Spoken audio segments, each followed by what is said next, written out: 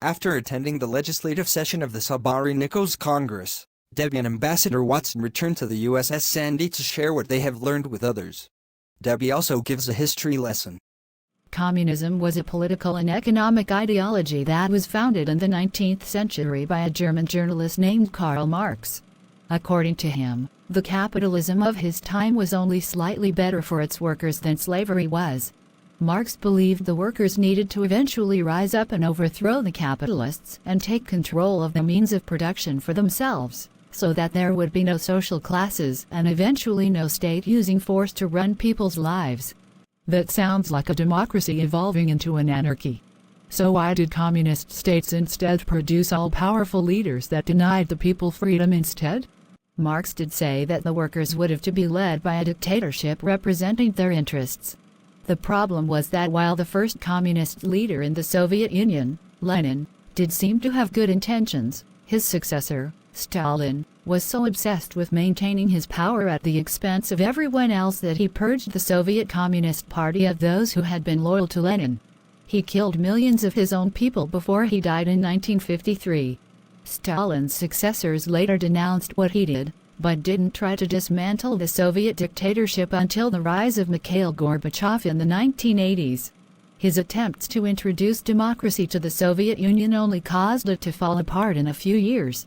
Many other communist leaders around the world copied Stalin's method of ruling with absolute power and were never willing to let go of their power, and sometimes that resulted in their being overthrown, discrediting the communist ideology in the long run. I remember reading a book in school titled Animal Farm by George Orwell. My teacher told us that the book was written as a condemnation of Stalin and what he did to his people. I later realized that Stalin was not a communist at all, but had merely used his position in the Communist Party to take control and then warped his government into a form of state capitalism, with Stalin as the CEO. He did the exact opposite of what Marx wanted communists to do. The workers were never free in communism, just as they weren't in capitalism. It was a scam. And there was a song by a rock band called The Who, titled Won't Get Fooled Again, which was also about the rise of communism and how it only repeated the evils of tyranny the communists said wanted to end. Meet the new boss. Same as the old boss.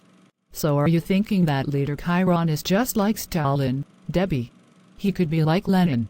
Even Karl Marx was said by nearly everyone to have good intentions. It's just that Stalin was the one who ruined the credibility of communism.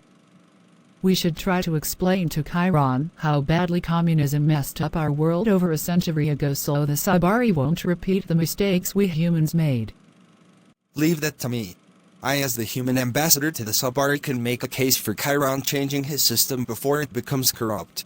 I wish you luck with that.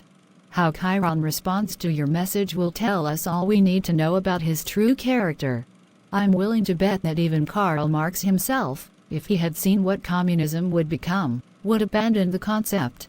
As everyone should.